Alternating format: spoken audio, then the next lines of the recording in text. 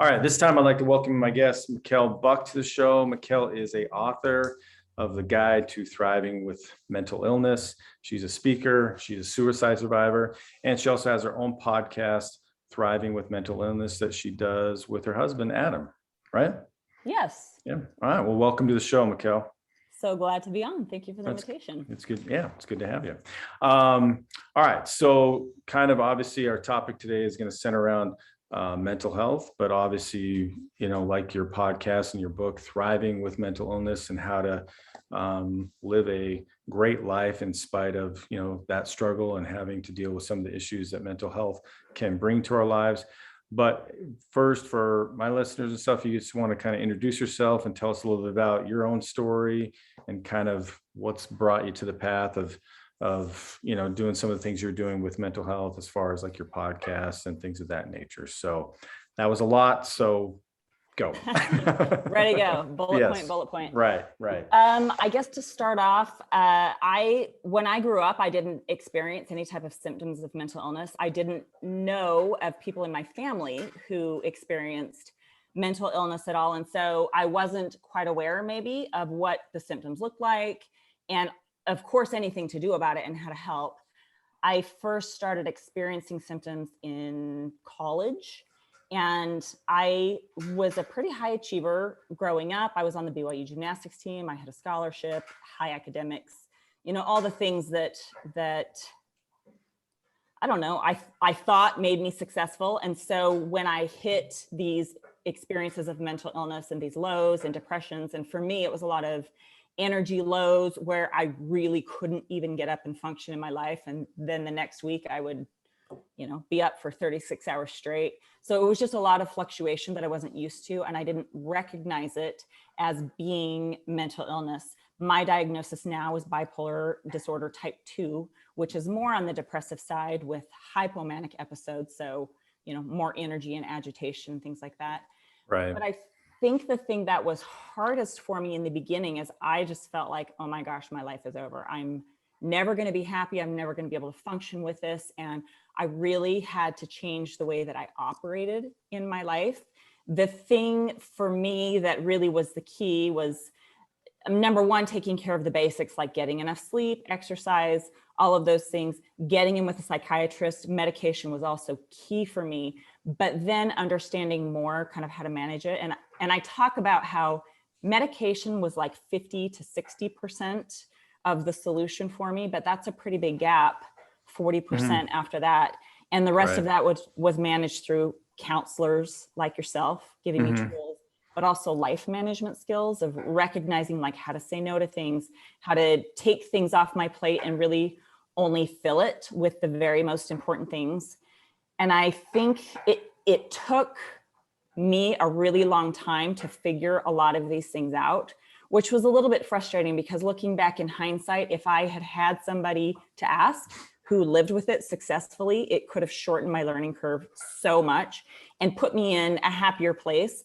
And also given me the realization and the hope that my life can, like, it doesn't have to be sucky, number one, but it also doesn't have to be average, number two. I'm very happy in my life. I have a very full life. I do not have a very busy life, and those are different things.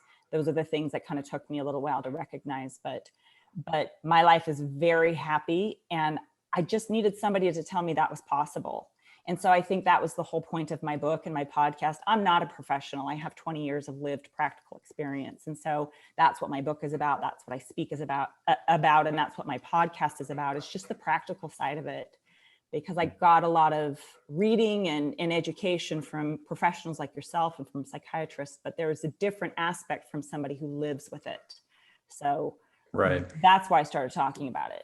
Okay, great. So kind of take me back a little bit back to, like you said, in your college days. I mean, what was that though like for you at that moment? Because like you said, kind of life, top of the, maybe felt top of the world. Here I'm at BYU. I'm on did you say the dance team or cheer team? Gymnastics team. So I was totally off. Sorry, gymnastics team. And probably, I mean, what was that like for you? I mean, did you feel, because I can only imagine being a perfectionist, that was even more devastating, kind of to feel like that I wasn't able to do something or that I couldn't do what I would normally do. What was that like early on for you in that regard? It it was very frustrating. And I also felt I really internalized that as a complete and utter failure, really, to put it bluntly.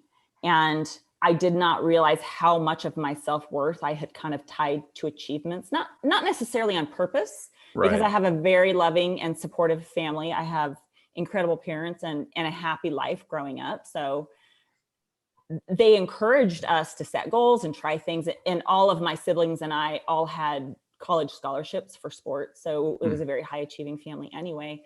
Yeah. But I didn't realize internally that I really thought my value was in my achievements. And that's something that's completely changed for me. And it's totally changed my approach on life. I mean, my value is just the kind of person I am, the relationships that I can build with people, the help that I can offer, the listening ear that I can be. And achievements are separate. That's not what makes you a good person. Those are, Right. I mean, it's nice to have them, and I do enjoy working for things, but it just totally changed my focus. But it was a very painful, very awful, very devastating learning curve for me to go through that. Right. Well, and something that you said, I mean, just as far as like that being like a high achiever and having those, did that make it harder for you then to talk about struggling as far as just being in that kind of type of bubble of high achieving? Did it make it more challenging? Yes, for sure. Because a lot of the people that I had in my life, my coaches, my trainers, I mean, even my athletic, because when you're on the gymnastics team, you get tutors, I mean, there's a lot of perks that make Mhm. school easier with studying and different things like that. And everybody in a role that I would bring, I didn't like to bring it up, but there was a point where I was kind of falling apart a little bit. And so coaches and people are asking like, what's the deal? What is going on? And when I would bring it up, the whole mindset was like, okay, focus down, try harder. And like, that's good advice for some things, but that's not good advice for mental illness, because that's not the problem. And I think I had a pretty severe misunderstanding. I think we've come a long way, but Mhm. this was, again, 25 years ago when I was going through this. And through education and learning and, professionals, all the different things, I've realized like mental illness is not a physical, it's not a character weakness. It's not a mental weakness, a lack of desire, a lack of trying. It's not any of those things. It's a physical illness inside the brain that needs to be addressed in a physical way. And that's what the medications do.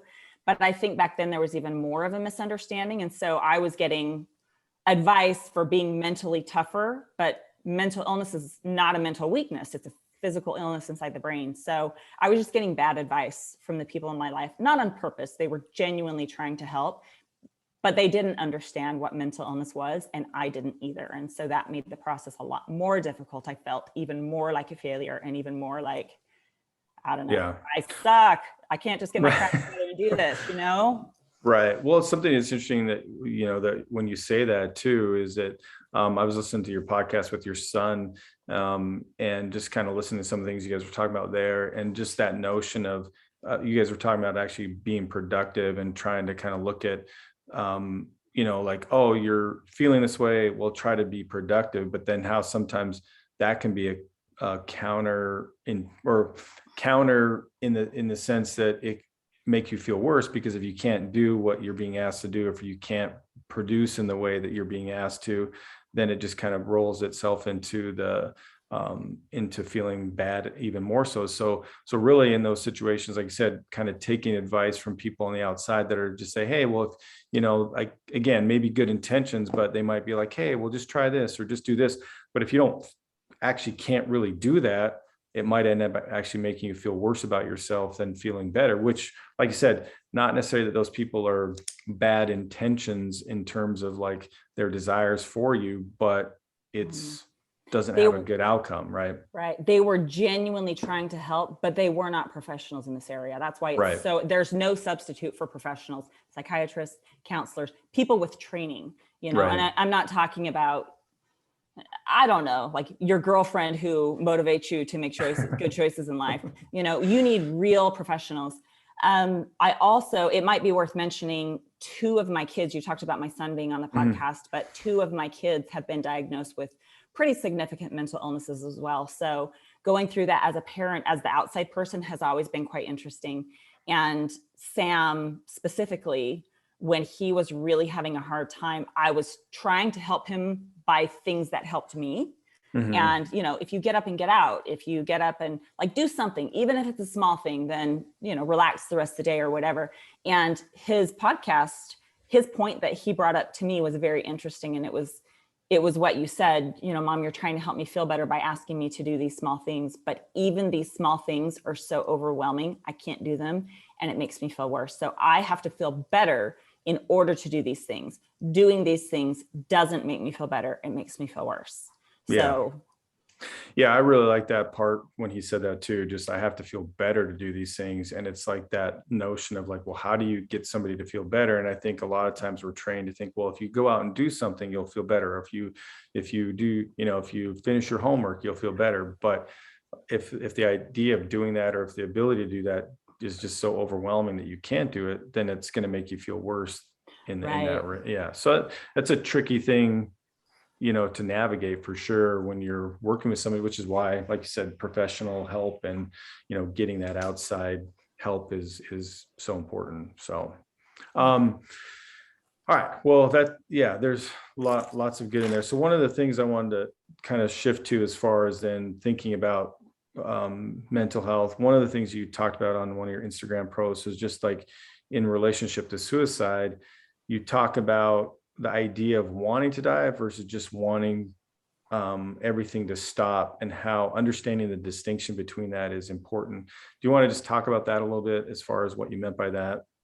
Yeah, for sure. So my suicide attempt that I was talking about was when I had 3 young kids. I think Ella was 6. I have 3 Mhm. kids and they're all close in age. They're like 4 years apart. So Ella was 6 and Max was, I don't know, 9 or 10, whatever he was. And we had a very, very, very busy life.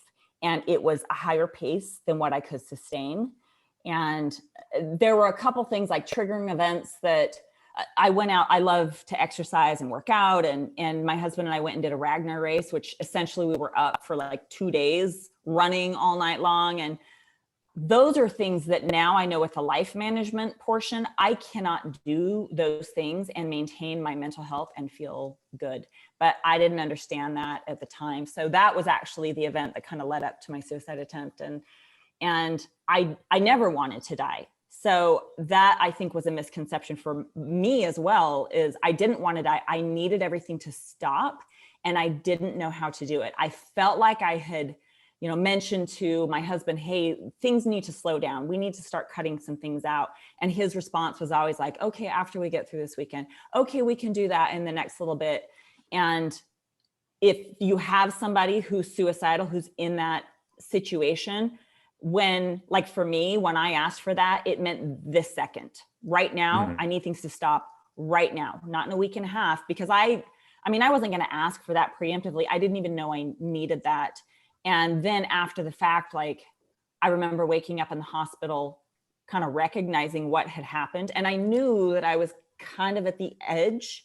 I knew I wasn't doing well, but I certainly didn't consider myself suicidal, even though I had, like in the back of my mind, I'm like, I'm not going to, but if I were, it would be like this, but I'm not going to. So it was actually a little bit surprising to myself, even when I woke up in the hospital and kind of realized what had happened. And I was kind of like, okay, never again. I will not lose my life to this. I don't care what I have to shuffle off. I don't care what I have to say no to.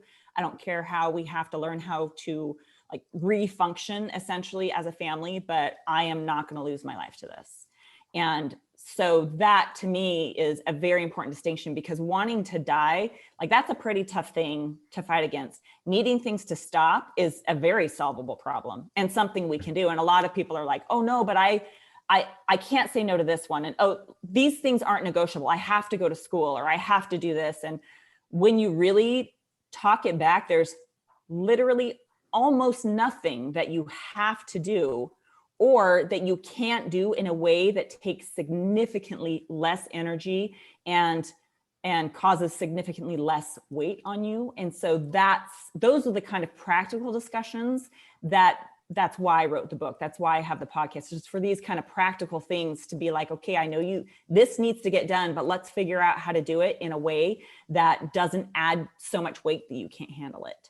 And again, the first key for me for sure was medication. I couldn't do any of it without the medication help. That lifted the weight enough that I could use the tools, and that then I could implement, life skills and different habits that, lifted the weight. But the medication was key for me. I couldn't have done it without that.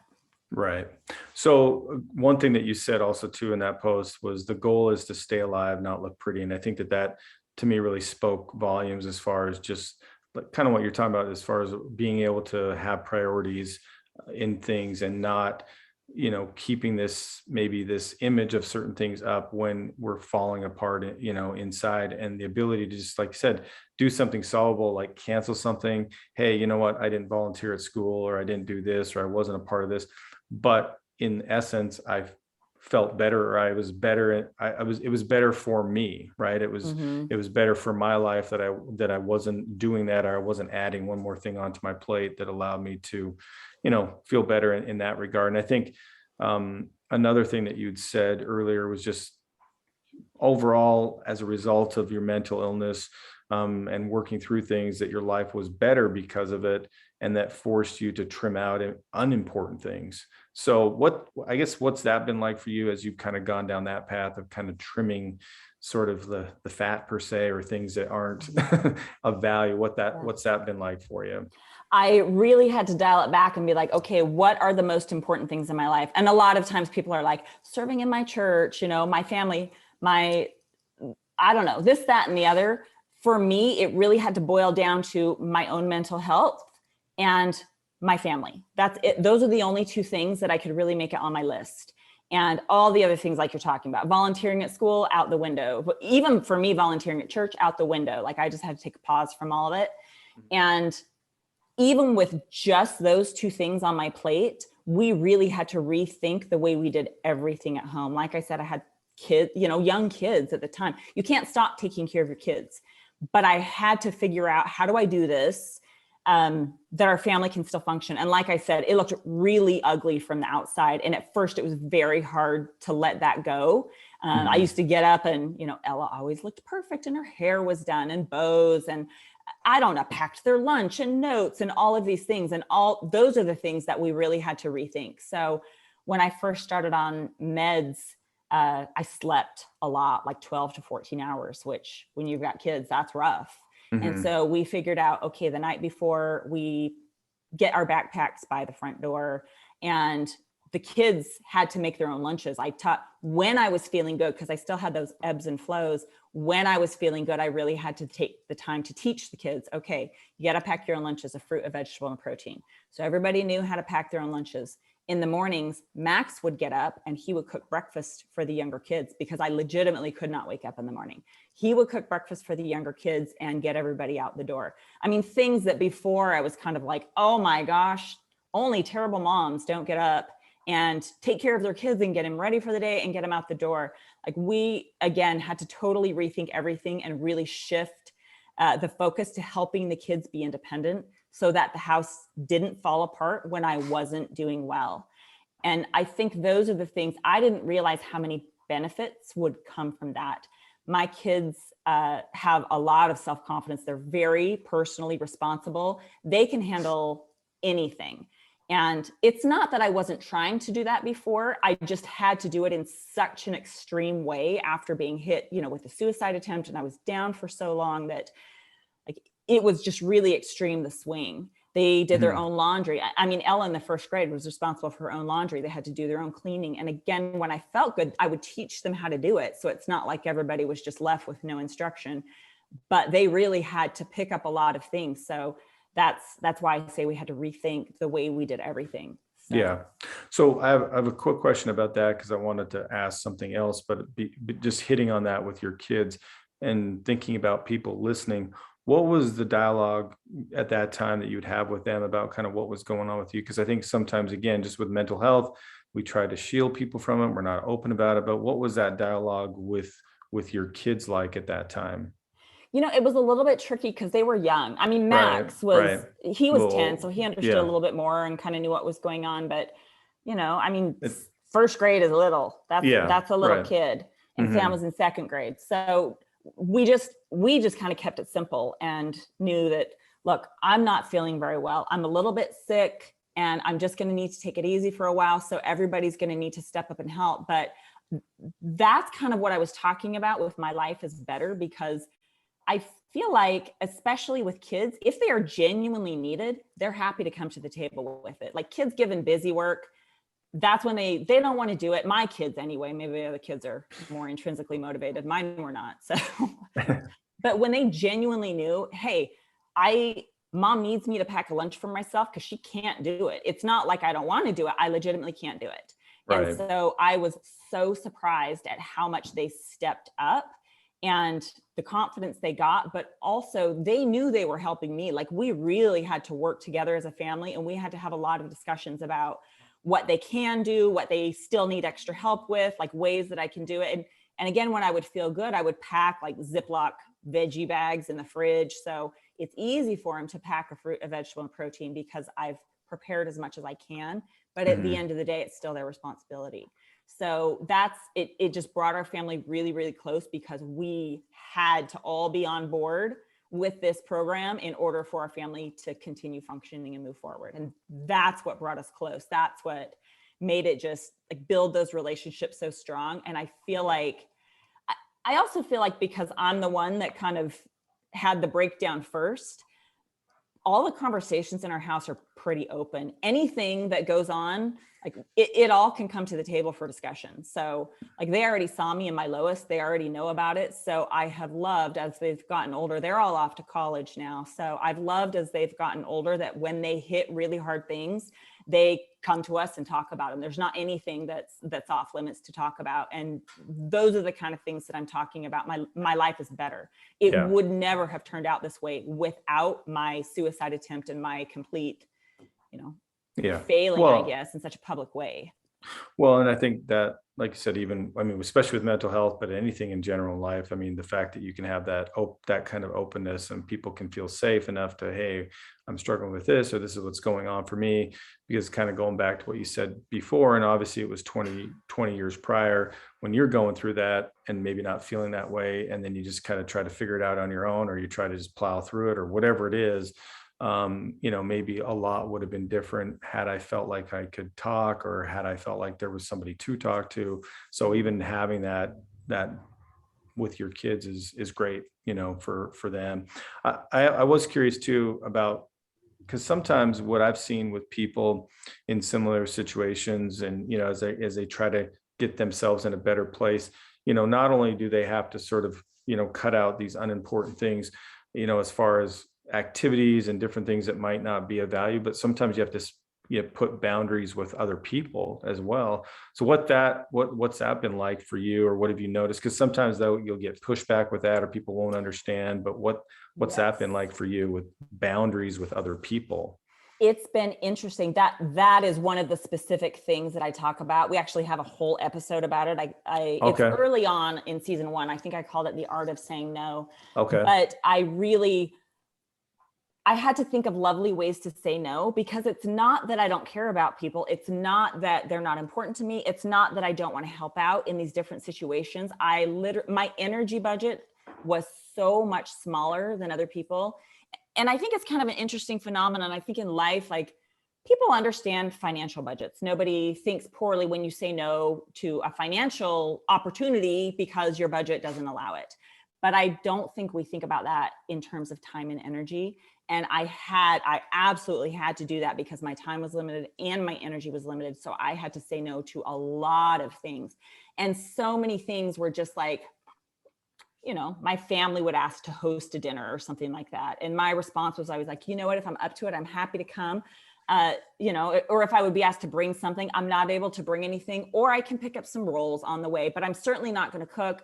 I just had to figure out, how can I make them know I love them while still saying no and protecting my energy budget. And at the end of the day, most people don't understand the limitations of mental illness, if we're being honest. So when I talk to other people, I really just say, you know what, I'm not feeling well. And I leave it at that. Even if it's just a low energy day and I, need to hang out on the couch and watch a movie, I don't feel bad when I just tell other people, I'm sorry, I just don't feel well today. And people understand I don't feel well, even though they don't necessarily know how I personally am not feeling well. Right. But I really did have to learn how to say no in a gracious way. And I think one of the big tricks for me was never answering on the spot. It's really hard to say no on the spot. So almost always I say, you know what, let me get back to you on that. And then I'm able to go home and kind of assess. And almost always it's like, no, I don't want to do it. And I don't have the energy to do it. But then I can get back and say, you know what, thank you so much for thinking of me. I'm not able to do that at this time, but I really appreciate the thought. And I don't even say, ask me again in the future, because I don't want him to, because I don't want to do it. So Right. it's just like, let me get back to you was my big trick. And then figuring out, is there a small thing I can say yes to that won't cost me so much energy? So. Oh, that's great. It's great. Yeah, there's in the book, The Disease to Please, which is kind of like sometimes not necessarily about mental health, but in that's what it talks about in that book too, is just giving space for you to say no, where it's like, hey, let me get back to you, or you know what, I got to check my calendar, or I might have, whatever, just to give yourself that opportunity to figure out what for you, which I like the idea of the energy budget. What do I feel, what ultimately do I feel like I can do and can give, and if it's nothing, then it's nothing, and that's okay too. So then on the other side, coming from a perfectionist dynamic, I'm assuming that was a little bit hard at first, kind of. I don't know if you felt guilt or felt bad, or how Yes. did you kind of work through that, or was that just It a was time thing, or like to work through that and just kind of recognizing where I needed to focus, or what was that for you? it was very, very tricky because I felt like a heel, to be Mm, honest, a lot of times, like, what a jerk I am saying no. But when I really peeled things back, like somebody asked me to bring in a meal to my neighbor, that takes, I hate cooking. You may or may not know this about me. If you've read the book or listened to the podcast, you already know this. But it super stresses me out, especially cooking for other people or cooking for groups. So as a policy, I always say no to that one. But I realize, like, what is the point of this? The point of this is trying to let somebody else know that I think about them and I care. And so I've just realized, like, there are ways to do things that take very little energy for me. So my big, like, I legitimately have a whole drawer full of like 20 to 30 dark chocolate bars. And so when I'm thinking of somebody else or I know they're having a hard time, I, of course, don't make homemade treats because I hate them. We just covered this. I hate baking. But I do take a chocolate bar and go make a short porch visit. Like, that doesn't cost me very much energy, but I feel like it still accomplishes the same purpose of saying, I care. And I think those are the things maybe we don't think about. I have in one of my episodes, I talk about this specific example. When we first moved into our home, I love to decorate. I found this beautiful picture of the creation, Michelangelo, that I wanted to put on the wall. I knew it was kind of small, but I was kind of like, oh, it'll be fine once I get it home. And I hung it up on the wall. It for sure was too small. It didn't look good. So I'm like, okay, I gotta make this picture bigger. So I took it into a frame shop, and it was going to be like $900 to add an extra mat and reframe the outside. I'm like, that cost is way too high. I'm not going to do that. So then I was trying to figure out, okay, what else can I do? And I like to make things. I have saws and drills, and that's super fun for me. So I went to Home Depot and I found this beautiful molding, and I came home and just like chopped and sawed and made an empty, very large frame that I hung on the wall outside of my picture. And then I painted the wall to make it look like a mat, and, painted the frame for treatment. It was like $40. It looks beautiful. It accomplished the exact same purpose, but $40 and $900, that's very, very different. And so I think I just realized that in my life, I need to figure out, okay, this is the purpose that I want to accomplish. How can I make my emotional and time price tag $40 instead of $900? And so that's what I mean by like rethinking how I yeah. operate. And those are the things that allow me to like live streamlined, I guess, with my time and energy, while still having a full, rich, and rewarding life with the people that I love around me.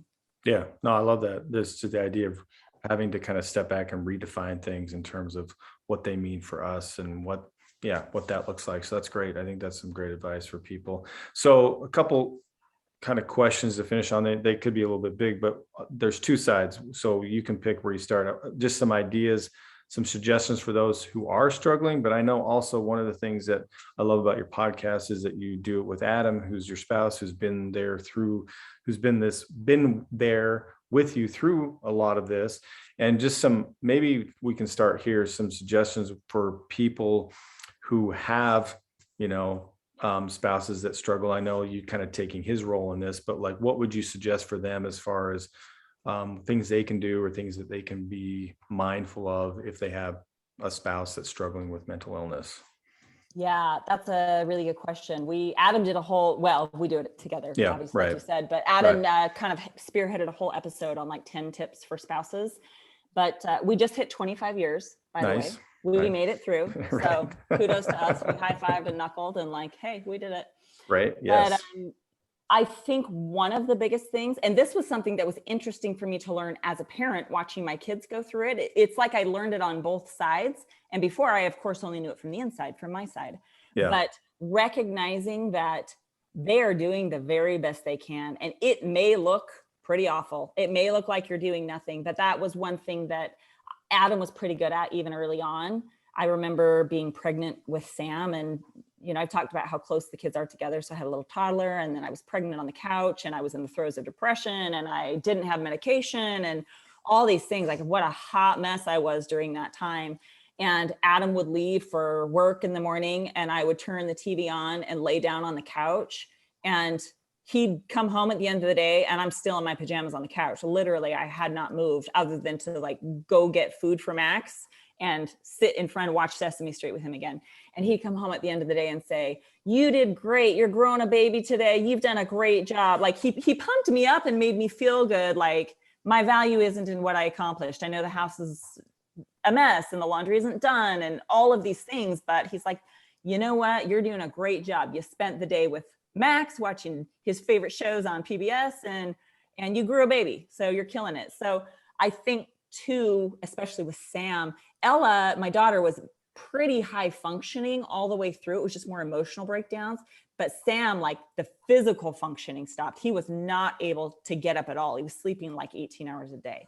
So it was very different, even with just the two of them. But I remember one time talking to him about, if you get up and try as hard as you can and get to school. He broke down in tears and he's like, "Mom, I am trying as hard as I can." And my heart just broke that didn't I didn't recognize that. I guess I still thought maybe he wasn't trying his hardest. So that to me is maybe one of the biggest things, is like, understand where they're at. And if their very hardest is laying on the couch in their pajamas all day, like, it's okay. Don't make them feel bad about it. Instead, recognize that they're a hardworking, driven individual with a physical limitation that's making them not able to do that right now. So that Right. it's just different. Yeah. Yeah. And I think, again, just like you as an individual with mental illness have to redefine things and shift things, the person that is potentially married to somebody with that has to redefine those things as well, and redefine those mindsets to where it's like, I'm not looking at it through that lens of somebody that is going to maybe, yeah, do the laundry and, fix dinner and do all these things in certain days, like that their best might just be whatever it is. And so you have to go through that process yourself. Something So, kind of interesting I just want to throw in here, because I mhm. felt bad for a long time. Like, oh man, poor Adam's just stuck with a dud, Wonder if he's ever bummed out that he picked me. Things like that. I mean, I really felt like that. I'm saying it in a joking way, but it was actually really hard, because I just felt like, Mhm. what a waste of skin I am sometimes. And it's been very interesting talking to Adam, because he's kind of like, "You know what, honestly, you have done so much for me in reframing the way I think, in putting value into relationships." He's like, "I am so much better as a person than I ever would have been without you and without this experience." So I think it's important also to look at it like that. It's not it's not one spouse just like dragging the other one along with a mental illness that, man, Right. sucks to be you for the rest of your life. Right. Instead, like, Adam genuinely has learned a lot and grown significantly as a person because of our relationships and because of my struggles. And so understanding that has also made me feel like I bring a lot of value to the table, even Yeah. though it's in a very different way than I had maybe thought before. Yeah. Yeah. No, it's great. So then, just to kind of finish up a little bit, just some general things that you would suggest for people who are struggling with mental illness themselves. Any kind of little tips or things that are just important? I know we've already talked about a bunch of things, but just in kind of closing, anything that you'd add? Yeah. Well, I think there's two stages of struggling. One stage is suicidal. And again, my definition of suicide, if you've thought about it, if you even have a loose plan in the back of your mind, that's the point where immediately get into a psychiatrist or doctor, immediately get on medication. That's not a point where you mess with anything. If you're just kind of to the point where you're struggling and you're like, I know that I'm not doing my best, I might some more help, pare down things in your life and see if that's something that helps you to, spend less energy, but still accomplish the same things. If you're still not doing well, then go to medication. I mean, nobody wants to be on meds, let's be honest. But I do feel like I've lived my life on meds and I've lived my life off of meds. And for me, just with the severity of my mental illness and where I'm at, also for my kids, they've kind of had the same experience. Life is so much easier when you have the right medications. Why wouldn't you get that help? So, if you're at the lowest spot, go in and get that kind of help. If you're just at the spot where you're not doing well, try to do some life adjustments first. If it's still not helping, then go in and do that. So, medication is a first resort, but it's not the first resort, but it's a resort to go to. Right. No, I think that's great too. Cause I think like you said, a lot of times people still struggle with that whole medication thing, kind of what that means as far as weakness or whatever. And obviously in working through that on my end, sometimes it's, I'll kind of take a similar approach, like, okay, well, let's see what we can do with some life adjustments but we can't necessarily close the door on that or think that may not be an option. We kind of got to have, some potential acceptance for that might just be what needs to happen as a result if these other things don't work. But it's definitely not a bad thing. Sometimes just it is what it is. And if it helps us to live life in a better way, then great, so. I say that a lot. Like, I mean, I wish I didn't have mental illness. That'd be awesome. Right. But it is what it is. I wish I didn't need medication, but I do. It is what it is. Just pick up as best you can and move forward in the healthiest, best way that you can. And that's how you live a happy life. And I wouldn't change any of these things that I've learned. Sucked going through it,